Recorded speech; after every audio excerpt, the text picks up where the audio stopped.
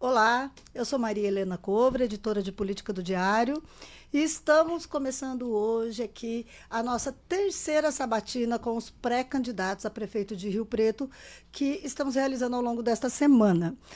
Começo aqui só dizendo que houve uma alteração, então quem está na bancada com a gente, que vai ser entrevistado por mim e pelo meu parceiro de editoria, o Vinícius Marques, é o coronel Fábio Rogério Cândido, pré-candidato a prefeito de Rio Preto pelo PL. A gente veio anunciando aí a ordem das entrevistas, que foi definida por meio de sorteio. Ontem à noite o coronel teve um problema, solicitou uma troca. Gentilmente, o candidato Marco Rilo, pré-candidato pelo PT, concordou em fazer essa troca. Então, a gente está trazendo hoje o coronel Fábio e amanhã nós vamos entrevistar aqui o pré-candidato do PT, Marco Rilo. Isso posto, feitas as trocas, explicado aí por que mudou o nosso entrevistado de hoje, meu parceiro, Fabrício, o editor-chefe do jornal, está sentado ali, eu estava olhando para ele, fui influenciada.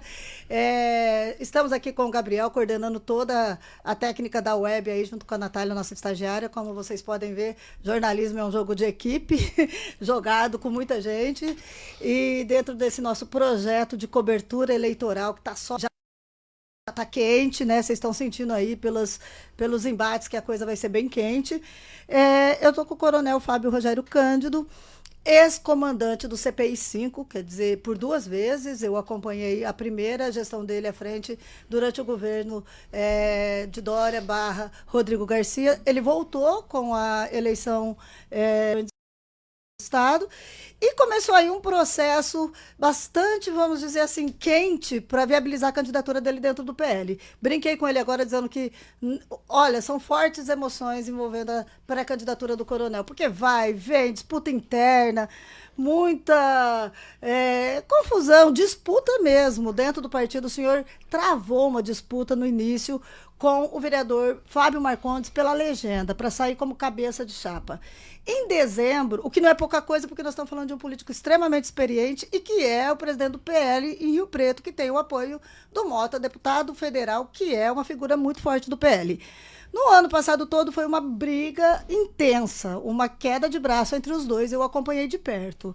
Em dezembro, o senhor levou a melhor nessa disputa com o anúncio de um acordo entre vocês, o senhor como cabeça de chapa, Fábio Marcondes como vereador, como vice, e parecia que estava tudo calmo. Mas, de repente, veio a história de que o PL, uma parte do PL, da cúpula do PL, está no MDB lá em Brasília para levar o partido para o palanque do pré-candidato do MDB e da Itamar Borges.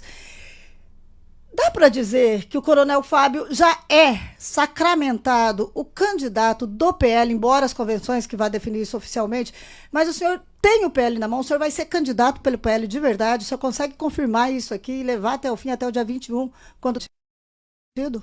Bom, primeiramente, eu gostaria de agradecer, né, pelo honroso convite a você, Maria Helena, o Vinícius, o Fabrício, que está aqui também presente. Realmente, a possibilidade, né, de um pré-candidato vir até um órgão de comunicação, um veículo tão importante como o Diário, para mim, já me deixa aqui muito lisonjeado e agradecido.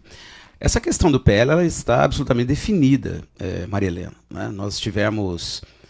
como você bem disse, né, em dezembro, é certo, né, que houve um embate, é natural que isso aconteça na política. Eu tenho aprendido bastante com isso, tenho bons consultores, né, na política também, e é natural que haja disputas internas, mas isso foi pacificado, né, em dezembro, inclusive na presença do presidente nacional, Valdemar Costa Neto, na presença do nosso sempre presidente, meu padrinho político, que é Jair Bolsonaro, Eduardo Bolsonaro, na presença do Mota, que é o deputado federal aqui da região pelo PL. Enfim, isso foi pacificado em dezembro, e a partir daí, eu, ainda estando, né, na condição de comandante do CPI-5, logicamente com limitações determinadas aí pela Justiça Eleitoral, e eu como legalista eu não podia deixar de obedecer a essas determinações, nós guardamos isso, né, durante todo esse período, apesar dos nossos oponentes políticos aqui, os adversários políticos, sempre usarem isso, essa minha impossibilidade de falar, né, de mostrar sempre se utilizaram disso dizendo que haveria um acordo diferente desse que nós fizemos no final do ano. Mas, coronel, por várias vezes, de dezembro para cá, o senhor precisou aí tirar licença oficialmente da PM para não complicar um pouco a vida sobre a questão da legalidade e pegar um avião para Brasília para garantir a sua legenda. Em algumas dessas vezes, inclusive, sem que tivesse uma participação contundente do deputado Mota nem do vereador Marcondes. Da última vez que o senhor foi lá para poder defender a sua candidatura e a legenda, o senhor foi mesmo com o deputado federal Eduardo Bolsonaro, né? Então, assim, aconteceram outras turbulências nesse período, sim. Desde dezembro, dizer que está sacramentado é uma palavra, né? O que na política não se leva muito a sério, né? Que foi essa última turbulência que o senhor foi para lá, precisou mobilizar? Por quê? Porque o senhor estava perdendo mesmo o partido para o MDB? Olha, como eu estava exercendo minhas funções aqui na Polícia Militar, Maria Helena, eu não podia deixar, né, de exercer essas funções como sempre fiz, né? Então é lógico que você acaba se distanciando um pouco do que está acontecendo, né, no terceiro andar, vamos dizer assim, da política. Então essas convocações que eu recebi do deputado Eduardo Bolsonaro, inclusive do presidente Bolsonaro, estive lá também recentemente, era para nós atualizarmos o cenário político aqui em São José do Rio Preto, ver como estava sendo o comportamento, né, da minha imagem em relação ao eleitor de São José do Rio Preto, como as coisas estavam caminhando, e até para decidir se eu permaneceria no comando até o último dia, como fiz, ou se eu anteciparia minha saída do comando da Polícia Militar. E aí essas reuniões, elas trataram dessas estratégias internas no âmbito político, né, para ver qual que seria a melhor medida. E nós decidimos para que eu permanecesse até o último dia, que se deu aí no dia 5 de junho, né? A partir do dia 6 eu já havia me desincompatibilizado, e as nossas pesquisas para consumo interno mostram que essa estratégia foi a melhor, tanto que hoje, né, nós estamos numa condição, dentro daquilo que nós temos de pesquisa para consumo interno, numa condição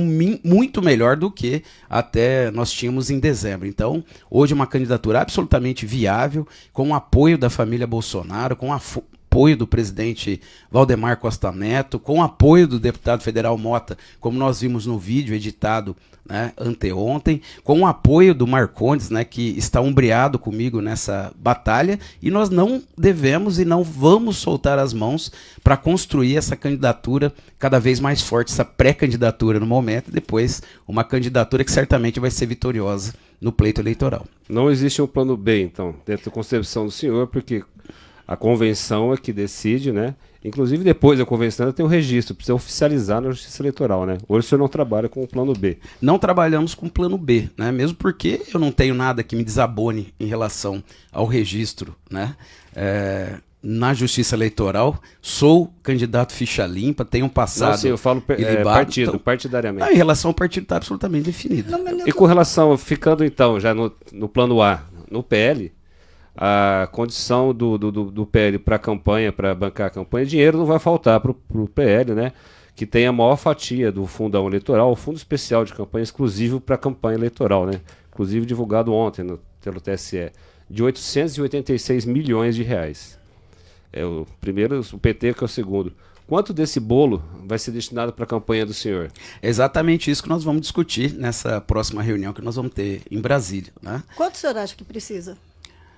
Olha, eu acho que o limite do teto, né, o teto máximo aí vai ser necessário aqui em Rio Preto, mesmo porque nós temos aqui adversários políticos que já estão fazendo uma pré-campanha, né, suntuosa, né, uma coisa faraônica, né? Converso com os demais pré-candidatos e o que a gente vê em Rio Preto, onde a gente vai, é outdoor, de um determinado pré-candidato, prédios suntuosos de escritório político, internet, até você mesmo veiculou uma matéria, né, dizendo que aqui fala do pré-candidato Itamar Borges, foi o que mais gastou, né, nas redes sociais, impulsionando a sua imagem, até mais do que os pré-candidatos que são pré-candidatos em São Paulo, né? Então, nós estamos diante de um poderio econômico, isso o custo é absolutamente exorbitante. Você noticiou também que esse pré-candidato, ele contratou a maior empresa de comunicação, de marketing eleitoral, que custa milhões, né? A gente sabe disso, né? Então nós vamos precisar, o nosso voto é um voto, entre aspas, muito barato, porque é um voto ideológico, de opinião, né? É um voto que realmente o custo dele é muito menor, a gente pode ver até e fazer um comparativo da minha campanha deputado estadual com a campanha, por exemplo, do deputado Itamar Borges. Ele fez cerca de 12 mil votos, eu fiz perto aí de 10 mil votos, não gastei quase nada na campanha, ele gastou um valor muito maior. Até aqui, quem está pagando as viagens do senhor para Brasília, essa movimentação, queira ou não, uma estrutura mínima o senhor já tem, né? Teve uma assessora aqui que veio representando o senhor no dia que a gente sorteou. O senhor tem ido muito constantemente para Brasília, o que é passagem de avião, hotel. Esses custos até agora estão sendo bancados pelo PL? Não, estão sendo bancados por mim.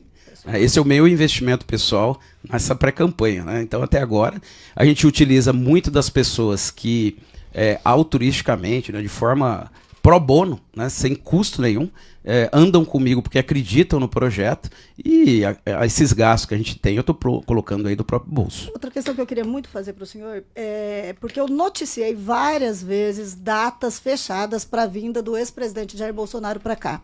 Muitas delas acertadas pelo senhor lá em Brasília, né?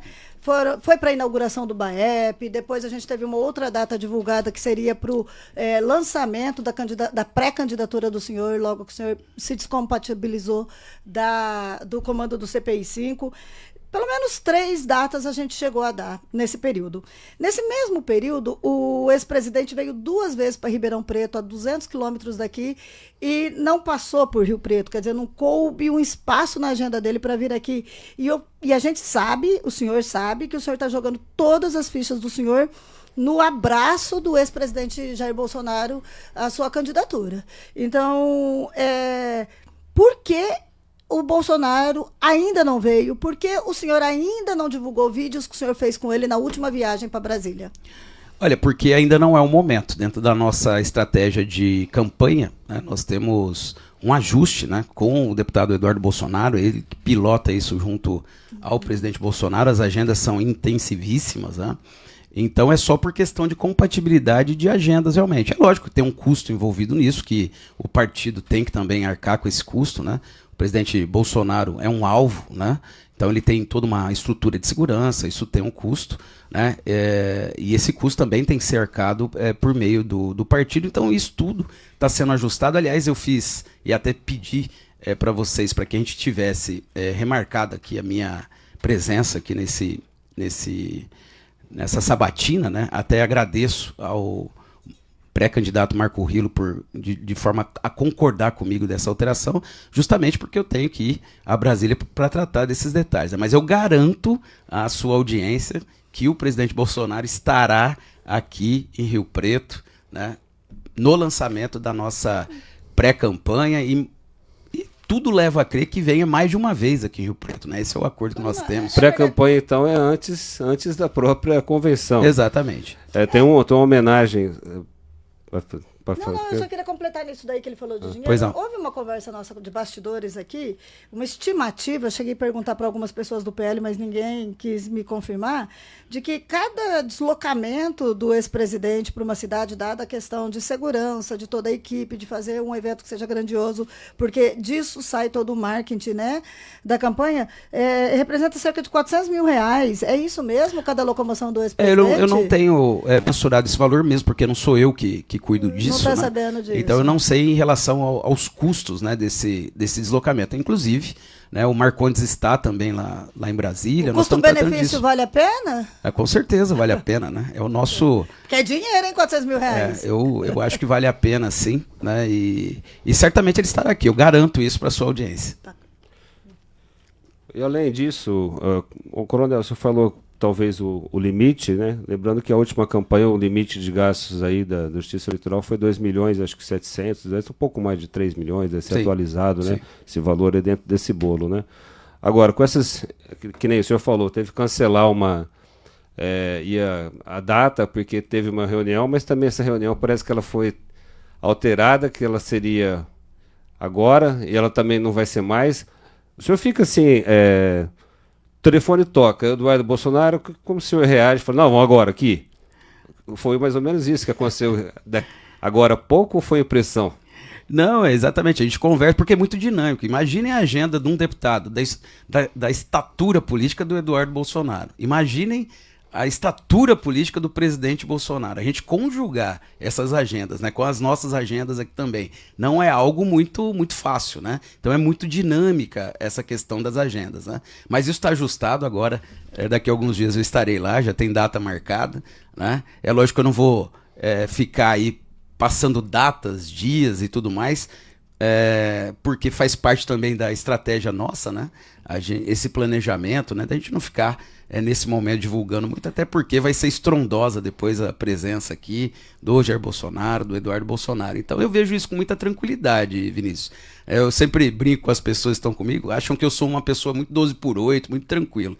Vinícius, eu fui preparado para a guerra urbana, né? Para trocar tiro com bandido, com vagabundo, né? Para mim tá dentro do embate político hoje, com esses pequenos senões, essas pressões, para mim é algo que eu tiro de letra, eu tiro de uma forma muito tranquila. É algo que eu estou gostando de fazer e acho que eu tenho realmente esse pendor para a política que foi descoberto mais recentemente. Eu quero tocar um pouquinho mais ainda nessa área do Pois Vinícius aí, quero seguir aí nesse raciocínio mais um pouquinho. Hoje, pelo menos eu noticiei a informação que eu tenho, se não houve mudança de agenda, o vice na chapa do senhor, o vereador Fábio Marcondes, está em Brasília. Ele me disse que tinha uma reunião com o cacique nacional do partido, Valdemar Costa Neto, sim, junto com o Mota, que sabidamente, inicialmente, era a ala do partido que se contrapunha à defesa do Eduardo Bolsonaro, que defendia o nome do senhor. Ele me disse que vai acertar várias coisas, inclusive quer saber quantas vezes o ex-presidente vem para Rio Preto, e disse ainda para mim, em tom de mistério, que deve trazer um vídeo bombástico amanhã. Isso deixa o senhor calmo? É boa notícia ou é má notícia? É excepcional notícia, né? O que seria esse vídeo bombástico, na opinião do senhor? Olha, eu acho que pode ser, eu não posso aqui deduzir, né? Da forma que ele falou para você, eu não ouvi, né, a forma que ele falou. Do jeitinho que eu falei pro senhor. Mas certamente, né, vai trazer aí boas notícias. Boas notícias, bacana. Vi, a gente tá tão empolgado aqui que a gente tá esquecendo, né, Vi? Das perguntas dos nossos articulistas e dos nossos assinantes. É que geralmente a gente puxa um pouquinho antes, mas a gente se empolgou aqui e agora a gente então vai parar um pouquinho para explicar para quem está acompanhando hoje pela primeira vez. Nós convidamos, né, articulistas do Diário que assinam dentro da editoria de política textos semanais para fazerem perguntas também, para que a gente possa ter uma amplitude aí de visão do processo, não fique só restrita dos jornalistas. Temos também perguntas enviadas pelos nossos leitores, assinantes e leitores do Diário, ou leitores e assinantes, qualquer ordem.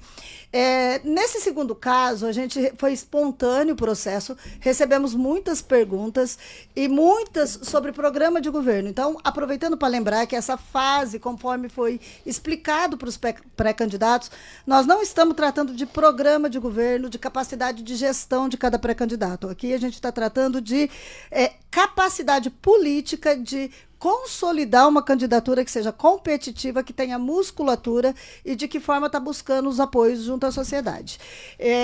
Por isso que algumas perguntas, muitas mesmo dos leitores, foram guardadas para esse segundo momento da nossa cobertura eleitoral.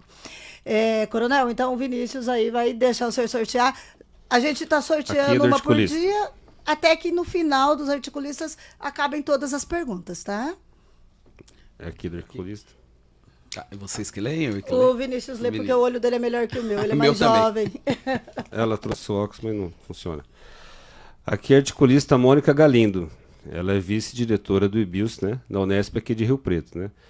Então, pré-candidato, considerando que as mulheres são aproximadamente metade da população brasileira e as pessoas negras são mais da metade, esses grupos estão numericamente subrepresentados na política.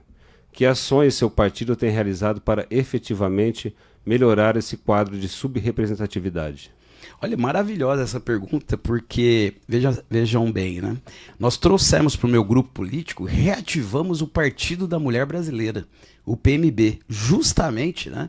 Inclusive a Kelly, que é uma empresária do agronegócio, uma pessoa maravilhosa, justamente para dar voz à mulher, né? Dentro do nosso sistema de campanha, dentro do nosso plano de governo, né? Vejam que eu sou autor de alguns projetos voltados à mulher, como, por exemplo, o Segunda Força, que é um projeto importante que nós trouxemos por meio da Associação de Oficiais da Polícia Militar, justamente para combater a violência doméstica e familiar contra a mulher, né? Um projeto maravilhoso que trabalha tanto na parte comportamental da mulher, quanto na questão, né, de alguns movimentos de defesa pessoal para que a mulher possa se desvencilhar de um eventual ataque, né? Um problema muito sério aqui em São José do Rio Preto. Foi o único indicador criminal que cresceu da pandemia até agora e a gente está com dificuldade de diminuir, porque isso acontece dentro dos lares, dentro das casas. Então essa violência contra a mulher é um dos motivos que nós estamos trazendo para o nosso plano de governo, esse projeto nosso para minimizar essa questão. Portanto, estamos absolutamente antenados, né, em relação a essas pautas voltadas para a mulher. Posso completar aí, Vi? Antes da gente ir para outra, então? Pois não. Porque era uma pergunta que viria, mas acho que a gente está dentro do tema para voltar depois. De todos os pré-candidatos, o único que tem um vice já definido é o senhor, por conta de uma demanda partidária. Sim. E isso, muito provavelmente, vai acontecer com todos os demais pré-candidatos, que por conta das suas demandas, dos seus acordos, dos seus apoios, são obrigados forçados pelas circunstâncias a pôr um vice que tenha sido negociado. É do jogo legítimo. Mas isso acaba muitas vezes evitando uma chapa que preze pela diversidade. Consequência disso, nós temos hoje 5 candidatos homens. Eu falo com lugar de fala, como mulher que está na política e sabe a dificuldade que é ser mulher na política. Nós temos aí 5 homens disputando a eleição, nenhuma candidatura feminina. Quando chega na hora de escolher o vice, onde podia se buscar essa diversidade, que não sejam homens brancos da mesma faixa etária, você vem com as imposições partidárias, né? O senhor mesmo tem como vice o Marcondes, que é um homem branco da mesma classe social do senhor, acredito, e que também quase da mesma idade, faixa etária do senhor. Então, essa demanda, essa injeção partidária não acaba sendo muito ruim para a diversidade, para a representatividade das mulheres nesse jogo? Eu acredito que não, Marilena, mesmo porque nós estamos com partidos. Vou dar um grande exemplo aqui. Aliás, você recebeu aqui o senador Girão, né, que é o Partido Novo, né, que tem a Sandra, que é a presidente do Partido Novo, que foi o primeiro partido... Mas que não disputa eleição. Não, a Sandra é presidente, ela é escada também. Ela é presidente, mas ela está participando ativamente do nosso plano de governo. As mulheres têm um espaço absolutamente determinado em relação à construção, inclusive das nossas futuras, né, secretarias, né? Você vai ver isso no nosso governo, essa diversidade, tanto em relação à etnia, classe social, né? Nós estamos tratando do plano de governo de forma bastante democrática, né? Inclusive vamos lançar em breve uma plataforma onde poderão ser feitas sugestões para o nosso plano de governo. Então, a gente verifica aqui que realmente no nosso projeto político, né, que se Deus quiser vai dar certo, as mulheres terão uma participação extremamente determinante, inclusive com um volume de candidatas, pré-candidatas, né, a vereadoras nesse momento bastante expressivo aí de mulheres. Além do que é exigido pela lei? Sim, além do que é exigido. Fábio, coronel, o senhor está falando a questão do Novo, realmente o Novo, né, já está palavrado com o senhor. No entanto, que outras legendas, né, tem o senhor o partido, a sua pré-candidatura está buscando? Porque a gente vê também que há outros pré-candidatos que têm então, uma aliança maior, outros não, mas hoje é o PL, está o Novo, o senhor disse, né, mais partidos. Como é que está essa questão de trazer mais partidos e, inclusive, o PSD? Hoje nós temos definido uma composição, né, como você disse, com o Novo, com Democracia Cristã, né, e com o PMB. Eu considero, Vinícius, que nós temos 2 partidos ainda soltos. Tá? Eu considero ainda o PP um partido solto e considero o PSD. O que o PP fez aqui em Rio Preto, na verdade, foi um movimento do diretório municipal. Né? Existem questões sendo tratadas aí em outros andares aí da política, né? E isso pode ser revertido. Aliás, todos esses partidos que estão nesse momento com um determinado pré-candidato, ao longo do tempo eles podem migrar. Nós vamos ter que aguardar o período Inclusive o seu, né? Inclusive, Exato. pode ter mudanças. Né? Legal, aí o senhor falou uma questão, o senhor fez uma crítica dura, sem citar nomes direto, a candidatos que estão operando lá por cima para atrair legendas, mas admitiu que também está operando por cima para atrair o PP. A gente sabe que o Eduardo Bolsonaro, via o cacique nacional do PP, que é o senador Ciro Nogueira, que é bolsonarista, que é um apoiador do Bolsonaro no Senado, vem operando para trazer o PP para o partido do senhor, né? A revelia do que pretende o diretório local, presidido pelo Paulo Paulera. Inclusive, essa semana declararam aí, apalavraram apoio com o Itamar. O jogo é o mesmo, então, né? Todo mundo joga lá por cima. Exatamente, né? Nesse jogo político aí, a gente vai ter ainda muita coisa. Eu vi a entrevista aqui do deputado Valdomiro, ele disse isso, é fato, claro. Né? Nós temos aí muita água para passar debaixo dessa ponte e certamente, né, com o crescimento que nós estamos tendo em relação à nossa pré-candidatura, com o apoio do Jair Bolsonaro, do deputado Eduardo, né, o PL com Moto, Marcondes, enfim, a partir das próximas aí projeções de pesquisas registradas, né, nós vamos ver que nós estamos crescendo demais, eu sinto isso nas ruas onde eu vou. Né? O nosso nome crescendo cada vez mais é o nosso grande desafio, tornar o Coronel Fábio Cândido mais conhecido, porque quando chega o meu nome para o eleitor de Rio Preto, né? E levando em conta que 70% praticamente do eleitorado de Rio Preto é conservador de direita, eu represento o conservadorismo de direita aqui, né, em Rio Preto, levando em conta que as nossas sondagens, as nossas pesquisas demonstram que Jair Bolsonaro transfere para o Coronel Fábio em Rio Preto 51% dos votos, logicamente, quando esse cenário estiver mais concretizado, nós vamos ter migrações de partidos e pré-candidatos. 51%? Exatamente, 51%. Então, por isso que eu digo que nós vamos ganhar a eleição no primeiro turno. No primeiro? Nós esquecemos no primeiro turno. Lista, né? Nós esquecemos não esquecemos, você fez outro. Agora, nessa questão, assim, o senhor então colocou como se, nesse momento de construção de pré-candidatura, tornar-se mais conhecido. Exato. Justamente com a imagem, com essas pesquisas que a Marilena citou e com base no que o senhor disse, do Bolsonaro. Esse é o seu desafio neste momento de pré-candidatura, tornar-se mais conhecido. Esse é o nosso desafio. O panorama que nós temos com as sondagens que fizemos é o seguinte: o pré-candidato Valdomiro Lopes já é conhecido de praticamente a totalidade da população, né, cerca de 98% para ser mais exato, e realmente ele tem hoje 30% em torno disso das intenções de voto do Rio Pretense. Né? Então isso é fato. Então hoje o cenário atual, a radiografia atual é essa. Depois nós já estamos empatados tecnicamente com o deputado, o pré-candidato Itamar Borges, só que o Itamar também já está conhecido pela população cerca de 75%.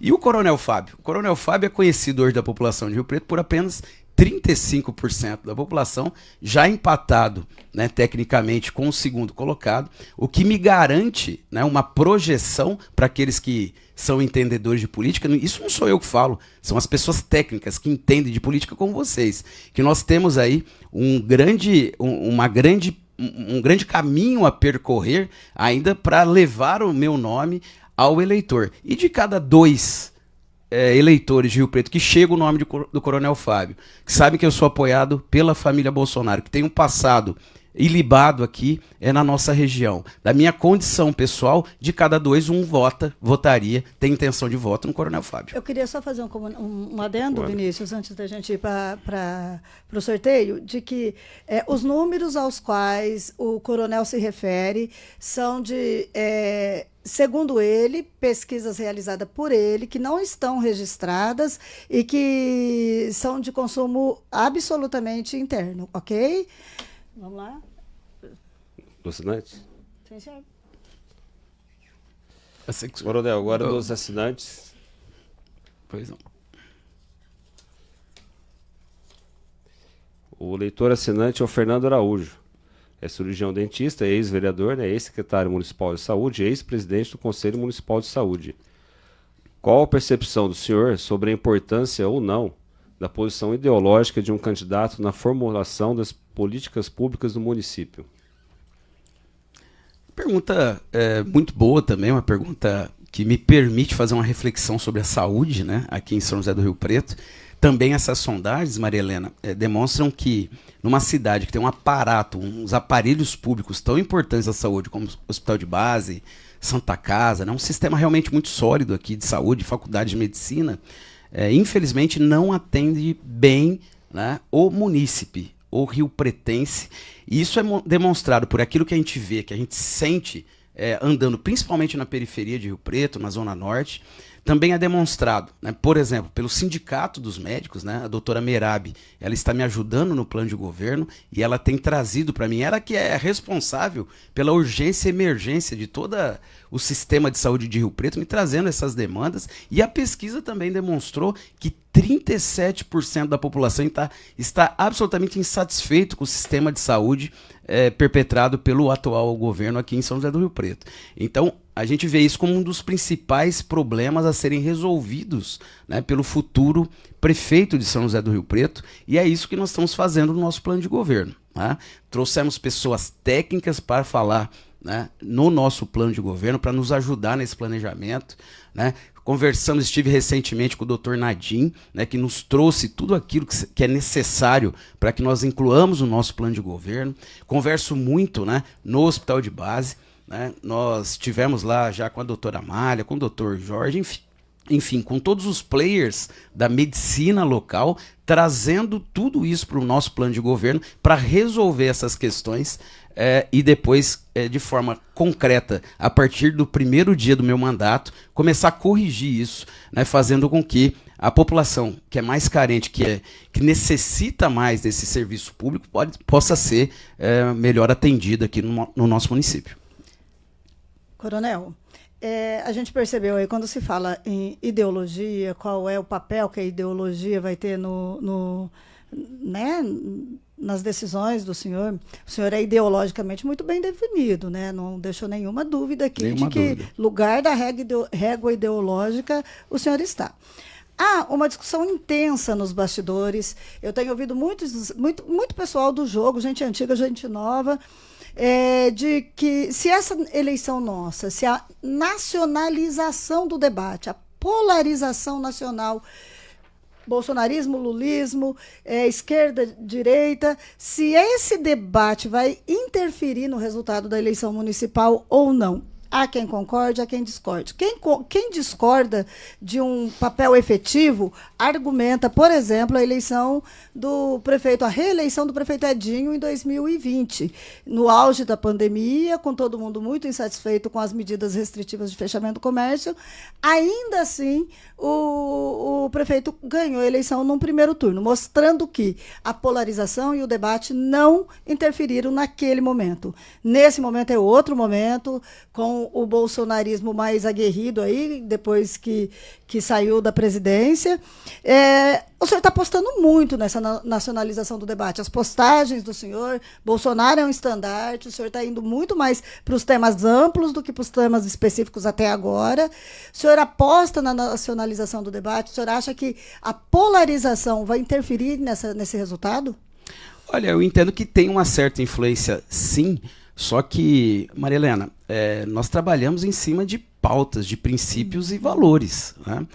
Vejam que interessante, quando a gente fala que nós defendemos, né, Deus, valores da família, da pátria, da liberdade, são exatamente os valores que eu defendi, e é muito tranquilo isso para mim, enquanto comandante da Polícia Militar, porque são os valores defendidos pela minha instituição, são os valores defendidos pelas igrejas, por exemplo, que estão aderindo ao nosso projeto político-eleitoral, porque tem também os mesmos valores.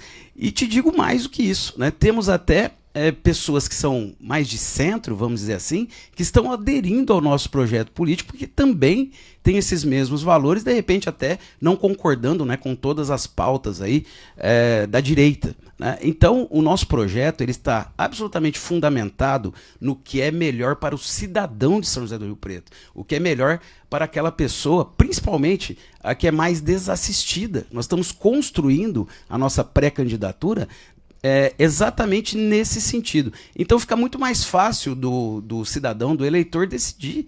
É só avaliar a minha vida pregressa, quem é o Coronel Fábio, o que ele fez na área de segurança pública, o que ele fez na área da educação, como por exemplo dentro do nosso modelo de educação cívico-cidadã, qual é o meu passado, né? Quais são os meus valores, quais são os meus princípios, que eu sempre deixei claro, sou cristão sim, sou um representante da família tradicional sim, cultuamos aqui os símbolos nacionais, os valores nacionais, sim, e sou a favor da liberdade, inclusive a liberdade para que os empreendedores tenham mais facilidades aqui no município de Rio Preto, né? Então, quando a gente fala de liberdade, a gente fala de liberdade econômica. Eu estou sendo muito elogiado pela classe empresarial pelo embate que eu tive em relação até à administração atual, quando da pandemia, quando se queria fechar absolutamente tudo, e eu não coloquei a Polícia Militar para multar empresário, para multar comerciante, para multar trabalhador, né? Nós sempre aqui defendemos o direito à liberdade em todos os segmentos, dentro de uma regra mínima. Sou muito a favor também do Estado mínimo, da prefeitura mínima. Mas tivemos muitas mortes na pandemia, que não poderiam ter sido evitadas num cumprimento rígido das regras sanitárias? Olha, aí você quer ideologizar, né? O debate, né? Mas veja bem, a ciência está mostrando, né? Ontem me acusaram de defender o Valdomiro, o pessoal da esquerda. Então eu tô aqui sempre apanhando. Eu não tenho aqui motivo nenhum para fugir de qualquer tipo de debate, mas são posições, né? A ciência está demonstrando qual é o lado correto, e isso vai demandar ainda muito tempo. Mas a minha posição, ela é absolutamente definida. E quem está do lado do bem, quem tem princípios semelhantes aos meus, independentemente da nacionalização ou não do debate, estão vindo para o nosso projeto. Você não consegue ver valores do bem do lado da esquerda? Nenhum valor do bem? Consigo ver valores do bem do lado da esquerda, né? Nós estamos falando aqui, por exemplo, de políticas sociais, né? Estive recentemente com um bispo aqui de Rio Preto, Dom Vilar, né? E quando ele me trouxe as demandas da igreja, né? Em relação à área social, eu estava exatamente com as mesmas demandas já no meu plano de governo. Isso me deixou muito feliz. São demandas sociais que têm um pouco mais de cara aí, até da esquerda, do que propriamente da direita, né? Mas quando a gente fala em querer cuidar do cidadão, a gente fala independentemente de qualquer segmento político ideológico, né? Esse é o nosso projeto. Coronel, mas quando o senhor, retomando o que ela estava falando sobre a questão da pandemia, quando o senhor fala a questão de multa e outras, o senhor estava falando a questão de ciência, o senhor, por exemplo, tomou a vacina contra a Covid? Acredita Sim, na eficiência dela? Eu tomei a vacina e me arrependo de ter tomado. Né? Me arrependo porque a vacina, mortes, no meu caso específico, a vacina me trouxe um sério problema de saúde. Aliás, pela primeira vez, estou revelando, a vacina me trouxe uma miocardite grave. Eu fiquei 2 anos sem poder fazer atividade física, tive sérios problemas em relação, segundo o meu médico, todos os médicos que eu consultei, por conta da vacina da AstraZeneca, por exemplo. Então, eu tive mais malefícios do que benefícios em relação à vacina. E depois peguei a Covid por 3 vezes. Né? Então, a doença no meu foi caso, descoberta antes ou depois da Covid? Não, ela foi descoberta depois da vacina. O senhor pegou a Covid? Exatamente, depois da vacina. O senhor não tinha pego Covid ainda? Não, eu não tinha pego Covid, e aí a vacina que foi... O médico detectou que realmente é um efeito colateral, que no meu caso foi um efeito desastroso para o meu organismo. Mas eu defendo a liberdade, né? Como já disse. Então, de novo, nós repetindo. Estamos falando que o senhor vai ser um gestor. Exatamente. E hoje nós temos um problema grande nos municípios, que é convencer os pais a vacinarem os filhos contra doenças que estavam erradicadas, né? E que a gente vê voltar aí com uma gravidade e uma preocupação muito grande. Historicamente, o Brasil teve uma fama de vacinar suas crianças e de erradicar doenças que já não existiam mais no nosso cenário, né? Então, o senhor se vê como um antivacina ou não? Não, sou absolutamente a favor das vacinas que comprovadamente são eficientes. E é isso que nós vamos colocar e está no nosso plano de governo, Maria Helena. Porque tem tudo a ver com a medicina preventiva. né? É isso que não se investe em Rio Preto. Nós sabemos que de cada real que se investe na prevenção, nós economizamos aí 11, 12, 15 reais, dependendo do instituto que faz esse tipo de pesquisa. Então nós estamos colocando no nosso plano de governo uma medicina preventiva que evita, né, com que doenças se propaguem aqui no município.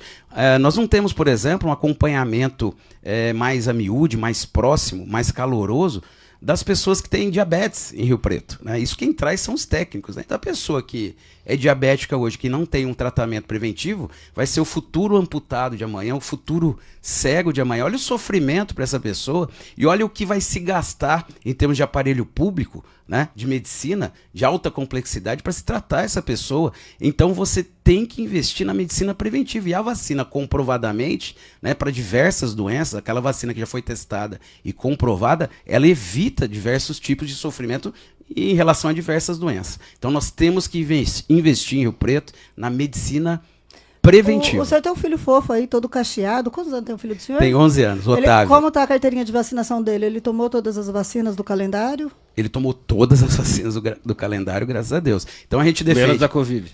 Na Covid não. Mesmo porque não era orientação... Tomou todas as vacinas. A orientação médica para crianças até 12 anos é para não se vacinar em relação à Covid. Nós estamos respeitando isso, a orientação da pediatra dele. Certo. Coronel, o senhor falou que tem essa questão também dos apoios das igrejas, né? O senhor tem participado de bastante, de cultos, até com um vereador que é de outro partido, que apoia outro partido. Houve um momento ali de que algumas pessoas comentaram, pô, mas foi ali, mas o partido dele, mas enfim, era um culto religioso, né? O senhor também esteve ali no encontro da imersão, na cabana, né? Teve muita gente também, teve outros pré-candidatos também. Aproximar-se desse grupo que tem um forte laço com o bolsonarismo, né? É crucial para a sua pré-campanha e posteriormente para a campanha. O setor do eleitorado que vai decidir a eleição? Não, eu acho que é um segmento extremamente importante, Vinícius. Como eu já coloquei aqui, isso tem acontecido de forma absolutamente espontânea por parte das igrejas de maneira geral, né? Quando a gente fala de princípios e valores cristãos, é natural que aqueles que são cristãos e que comungam com os nossos valores, eles façam uma adesão quase que imediata, né, ao nosso projeto. Portanto, esses convites que eu recebo, a Maria Helena até usivezeramente colocava anteriormente que eu era bolsonarista evangélico. Eu sou católico, não sou evangélico. Não coloquei católico. Uma vez a gente falou da igreja, o senhor, dado um projeto que a PM desenvolveu com a Universal, e o senhor estava lá e eu até perguntei se eu sou católico. Não é uma crítica, Sim. Não. É só para deixar claro, né? Eu sou católico, praticante. Estou lá com o padre Ernesto, né? Falei isso até com o bispo, né? E foi muito gentil comigo.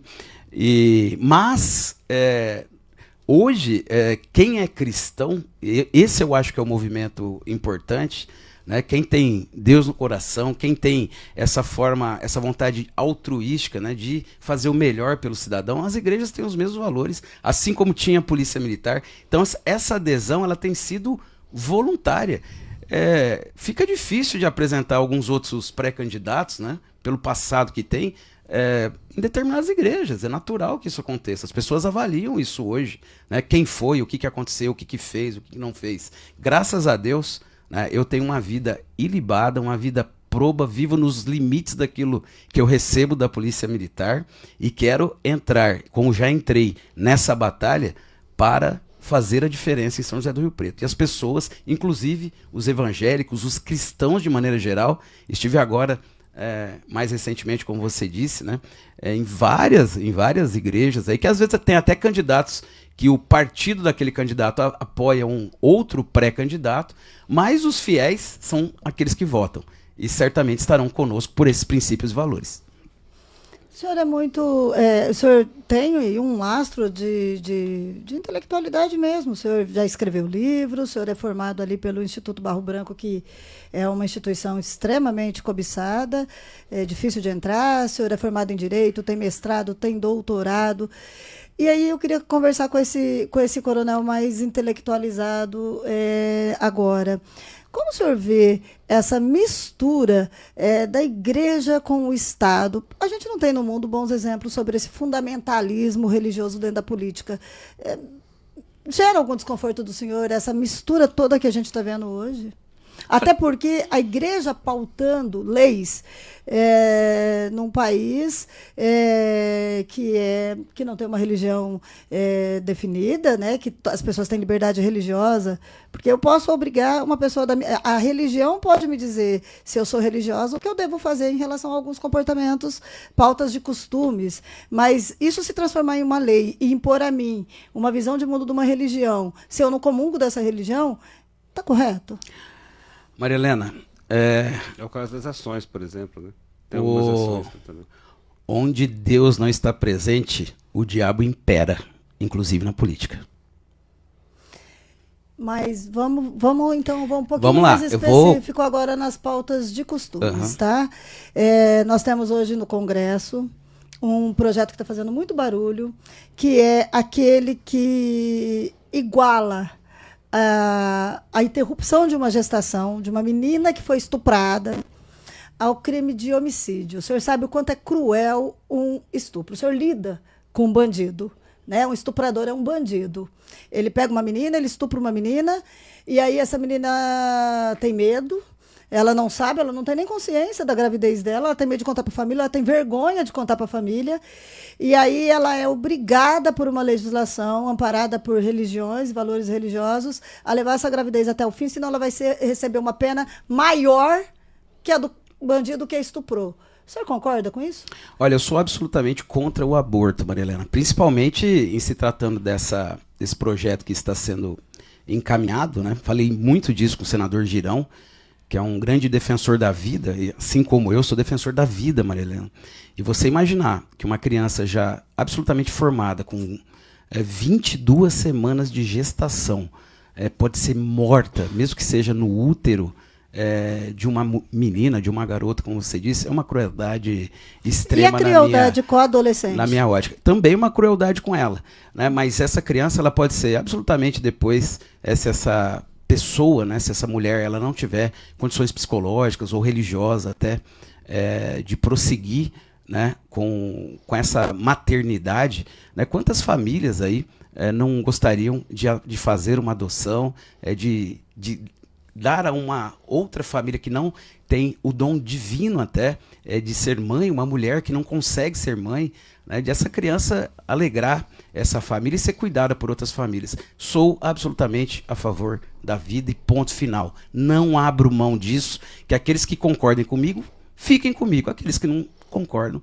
vão para outro caminho, votem em outro candidato, né, outro pré-candidato. Coronel Fábio é a favor da vida. Ponto final. Em qualquer situação. Em qualquer situação. Mesmo quando a mãe correr risco de vida. Em qualquer situação. Sou a favor da vida, inclusive da mãe. Falei que sou a favor da vida.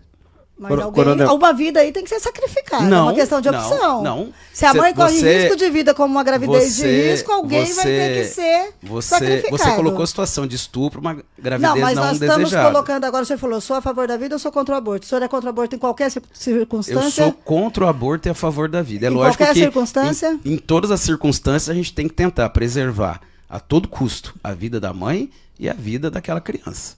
Né? A todo custo. Eu sou a favor da vida. Não é da vida apenas do Recentemente nascituro. nós temos um caso aqui de uma mãe grávida de 5 crianças, de quíntuplos, e por uma questão de vida, ela corria risco de vida, se ela mantivesse a gravidez quíntupla, ela conseguiu na justiça o direito de interromper parte dessa gestação para que ela conseguisse levar a gravidez até o final. Qual a opinião do senhor sobre isso? Sou a favor da vida. De foi quem? necessário, Da mãe ou das crianças? Em que momento que foi? Da mãe ou das crianças? Dos fetos? Em que momento que isso foi executado? Então o senhor não é em Então qualquer eu sou a circunstância. favor da vida. Né? Se numa circunstância absolutamente fora da curva, né, foi necessário esse procedimento, né, e se preservou a vida da mãe dentro de um contexto maior, né, vou continuar sendo a favor da vida. Coronel, o projeto em si, Mariana, ele fala sobre... Ele faz alterações no Código Penal, né? Sim. Que a gente tem possibilidades de interromper uma gestação desse tipo legalmente, né? Por exemplo, risco de vida, né? Não é isso? Risco de vida. O que está se colocando, ele está colocando uma pena, inclusive, que pode atingir, sim, segundo os estudos, inclusive a própria OAB diz que a questão apontou uma certa inconstitucionalidade do projeto, adolescentes que sejam vítimas de abusos, conforme a Maria Helena falou, adolescentes sejam retiradas da sociedade em função de terem sido vítimas, enquanto que a legislação prevê, de fato, uma pena menor, né?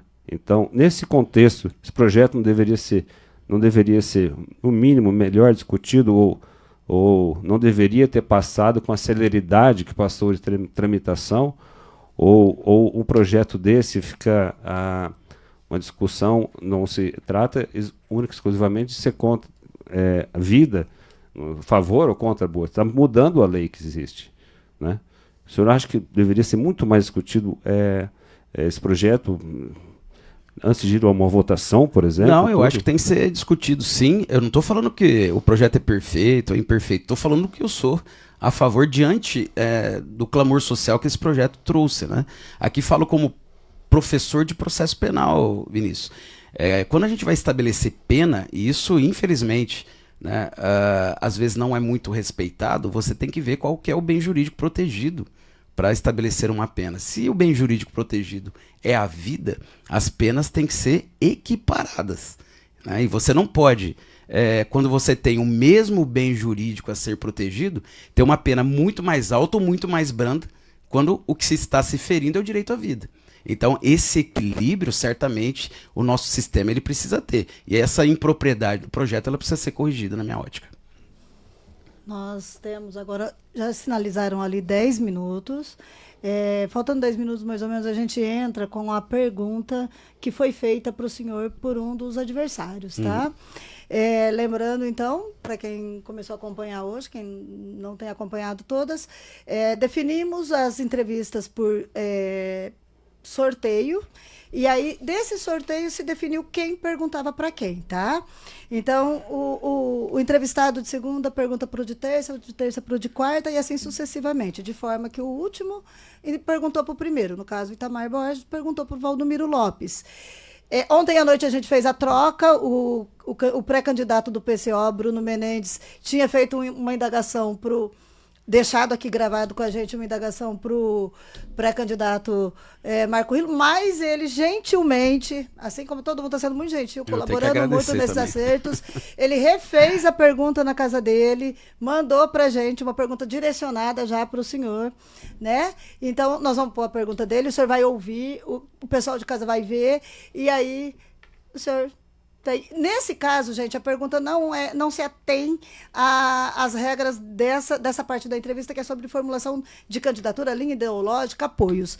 Nesse momento, o candidato que pergunta, ele é livre para perguntar absolutamente o que ele quiser, dentro da regra ética do jogo. Fábio Cândido, de acordo com o artigo 37, incisos 2 e 3 da Constituição Federal, um concurso público é válido pelo prazo de 2 anos prorrogável por igual período, ou seja, mais 2 anos. Tendo em vista a falta de concursos públicos do governo Edinho nos últimos 4 anos na área da saúde, agora temos esse gravíssimo déficit nas UPAs e demais ambulatórios, de modo que o Edinho agora, de última hora, à luz das eleições e de maneira emergencial, tem que contratar profissionais que demandaram longos períodos de estudo, incluindo enfermeiros e médicos que estudaram de 3 a 6 anos, e na maior parte das vezes de maneira integral, sem inúmeros direitos trabalhistas como 13º, férias, FGTS, entre diversos outros. Minha pergunta, portanto, é na saúde. O senhor criará novas oportunidades por meio de concursos públicos, trazendo mais Estado e oportunidades para os profissionais da saúde para a nossa cidade, ou seguirá a filosofia de Bolsonaro de menos Estado, inclusive na saúde? E com isso, menosprezando anos de estudo e dedicação de profissionais dessa área, como médicos e enfermeiros. Ótima pergunta, eu agradeço ao pré-candidato, né? E, aliás, parte disso eu já até respondi, né? Realmente, saúde é, na minha ótica, um caos em Rio Preto, né? Eu acho que é um pouco de cada coisa. Nós estamos no nosso plano de governo, aliás, trazido pelos próprios profissionais da área médica, inclusive a presidente, né, do Sindicato dos Médicos, a doutora Meirabe, que é uma pessoa incrivelmente antenada e inteligente, é que nós precisamos ter, sim, profissionais concursados para ter um lastro, uma base na saúde de Rio Preto, né? E temos que complementar esses concursos, né, esses concursados, com parcerias do terceiro setor. É isso que se faz nas melhores administrações do Brasil, né, até fora do Brasil, diante das realidades que eu já conheci. Então, eu concordo, né, nós temos que ter concurso público para que, primeiro, dá oportunidade, né, aqueles profissionais da área de saúde ingressem no serviço público e possam prestar um bom serviço. Só que seria muito custoso, né, para a prefeitura manter totalmente um serviço orgânico, né, de saúde em Rio Preto. É aí que vem, de forma complementar, as organizações sociais, né, e demais segmentos aí do terceiro setor que podem complementar para que nós tenhamos um sistema de saúde melhor aqui em São José do Rio Preto. Vamos lá? Terceira pergunta seguida de saúde. É um comentário meu, porque nós não vamos entrar em programa de governo agora, mas parece que saúde vai pegar aí no processo, hein, pessoal? A terceira pergunta seguida dos candidatos, um para o outro, versando sobre o mesmo tema. Parece que vocês estão gostando, né? Embora eu acredite também que, por ter um coronel, a segurança também vai subir no palanque. Lembrando disso, então, eu me lembro da primeira entrevista, na segunda entrevista que o senhor me deu, a primeira pelo Diário da Região, que foi, inclusive, no rastro de um tumulto que o senhor deixou, o CPI-5, em que o senhor disse que era importante armar a população como uma forma auxiliar de garantir a segurança, e fez um depoimento muito contundente sobre distribuir armas. Nós temos agora um governo que é contrário ao processo de armamento da população. Coronel Felber vai querer uma população armada para ajudá-lo a manter a segurança em Rio Preto? O senhor continua defendendo uma população armada até os dentes? Olha, que boa oportunidade. Como eu já disse e reitero, nós somos a favor da liberdade de escolha. Já falamos aqui e reitero, eu sou a favor da liberdade, daquelas pessoas que cumprirem os requisitos legais, né, que elas possam ter acesso a uma arma de proteção. Sou absolutamente favorável, continuo sendo. E aqui em Rio Preto, qual é o nosso projeto, Maria Helena? Em se falando de segurança pública, já que tem tudo a ver com a questão do armamento. É armar, por exemplo, a nossa guarda municipal, né? Mas não com essa arma que é obsoleta em relação àquilo que a Polícia Militar usou, né? A gente tem as pistolas que estão querendo trazer aqui para a Guarda Municipal. Vai ser o Estado que vai doar? São pistolas que nós... Que, aliás, o senhor ajudou a negociar nós desprezamos até... O secretário de Segurança Pública que vai doar essas exato, pistolas. E nós desprezamos essas... O senhor essas... falou isso para o Derrite, que o senhor não quer que essas armas o senhor não vai querer se for prefeito? Nós já conversamos a respeito disso e... o meu acordo até com a Guarda Municipal, que está absolutamente do nosso lado aqui, nós temos até o candidato que é um pré-candidato da Guarda Municipal, é dotar a Guarda Municipal, primeiro, de capacitação técnica para que utilize esse armamento, e mais do que isso, para que se utilize do mesmo armamento que a Polícia Militar utiliza, que hoje é o melhor armamento, né, para uso policial. Está acabando o meu tempo, eu queria poder só concluir essa pergunta. Só no raciocínio. O senhor é inteligente pra caramba e consegue. Obrigado pelo elogio, né? Já ganhei meu dia aqui. Direcionar a resposta, né? Obrigado. Vamos lá. Você também, Maria Helena. Muito obrigada. Mas assim, há discordâncias, vamos dizer assim. Mas assim, do meu lado, vamos lá.